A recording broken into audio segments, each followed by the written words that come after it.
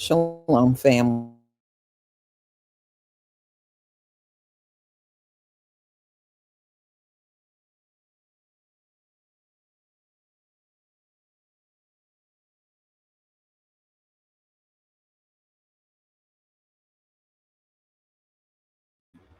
Shalom, family. I'm sorry. I'm still trying to get things set up here, and it seems like everything is now going in slow motion. I hope everybody is doing well. And we have another topic, and this time, Jermaine Jackson is the topic.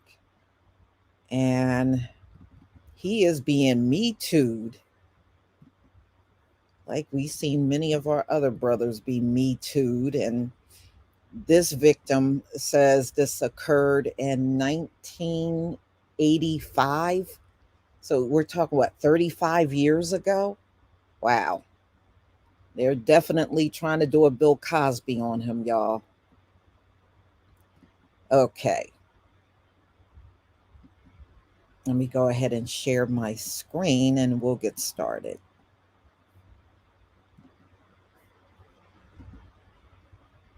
Okay.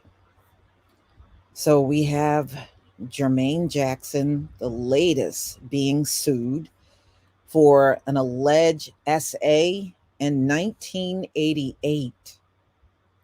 So Jermaine Jackson, a founding member of the Jackson Five and one of Michael's brothers, has been accused of SA and battery in a new lawsuit viewed by, it's on the media now. It's been in a couple of different media outlets, filed by plaintiff. Now, her name is Rita Bartlett. I'm sorry, Rita Barrett.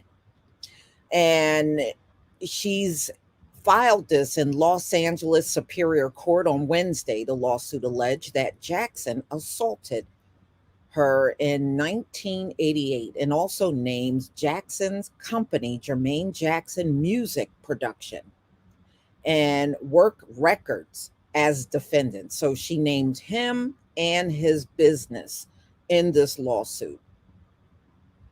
All right, so per the filing, Barrett knew Jackson for several years before the alleged assault, connecting with him professionally in her work as a musician contractor. And through Motown Records founder Barry Gordy, who apparently had a working relationship with Barrett's husband.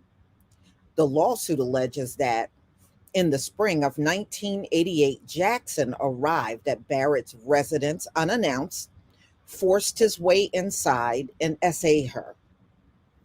The lawsuit also alleges that the day after the assault, Barrett disclosed the incident to Gordy, who the lawsuit states was uniquely situated to both report the defendant Jackson's act to aid plaintiff during her time of trauma. Now, y'all know that Barry Gordy was Jermaine's father-in-law at one point in time. You know, he was married to Hazel Gordy, who was Barry Gordy's daughter. So my question is, why did she go to him and not report it to the authorities? You know, you went to Barry Gordy and you didn't notify the police or try to report it or at least go to a hospital if you were that bad off. She didn't do none of them things. Okay. Instead, the filing continues that Mr. Gordy withheld and concealed the acts, further perpetuating the cover up and allowing Mr. Gordy, the defendant, Jackson, and others in business relationships to continue to reap profits derived from Jackson's work and reputation for years to come. The filing seeks damages for battery, SA, and negligence. So Barrett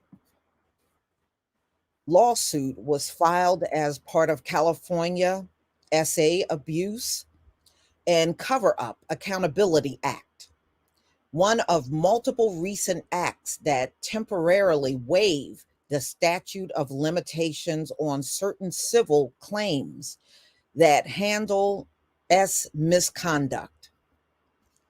So it looks like she filed in a similar way to Cassie because that's what Cassie did. She went after Diddy and his business.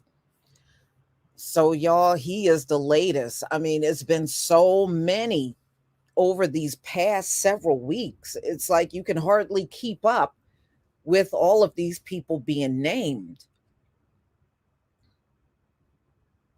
You know, I don't know. Why do you wait 35 years to say something about, I'm just saying, why do you wait 35 years to say something?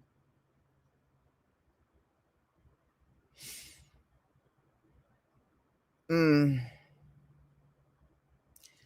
So I guess y'all, we're going to see these suits crop up all through 2024 and beyond. You know, we're at the very end of the year and this stuff is still happening. Tonette Grayson, thank you for becoming a new channel member. Mm-mm-mm.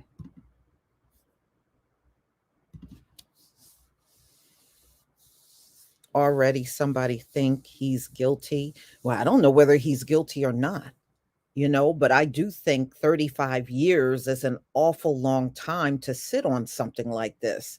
It's just like Bill Cosby.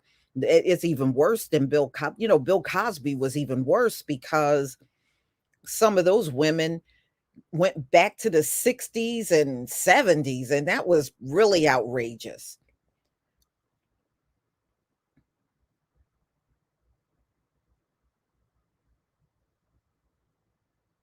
Hmm. Yeah, I mean, it just seemed the timing seems strange. And, so if Cassie, because and I have to ask myself, if Cassie did not file on Diddy, would any of these other people would have come forward?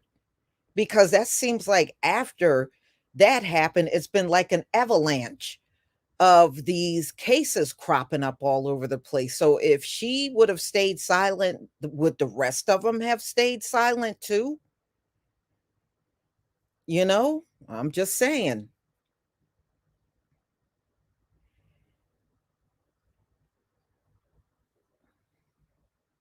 Mhm.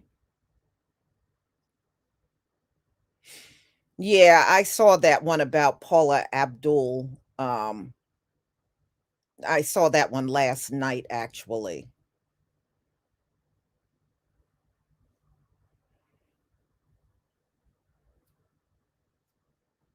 Mhm. Yeah, I mean, if that really happened, if she would have said something to the police 35 years ago, they could have at least gotten some evidence then. Far as I know, grape kits did exist 35 years ago. They've been around for a long time. So, evidence could have been collected if this really happened. But you have to ask yourself, whoever this Rita Barrett is, I don't know. It just seems strange that she waited so long. Well, the floodgates are about to get wider because remember, um, they're getting ready to publish Jeffrey Epstein's list on the 1st of January. So that's going to explode all over the place. So this is really nothing compared to what's about to happen in about 48 hours from now. You got Jeffrey Epstein's list, 180 names will be exposed to the public.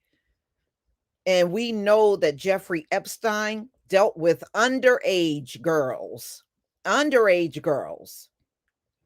Okay. And that means everybody on his list dealt with underage girls too. So we gonna really see who's a pedo up in here for real. So it should be quite interesting. I think that's going to really trump even this Jermaine Jackson story. That's my opinion. Mhm. Oh yeah, you can best believe it's going to probably be thousands of videos going up all over social media. It's going to be a avalanche of videos, y'all. You can best believe you won't you won't get tired of looking. You're going to have so many to choose from. It won't be even funny.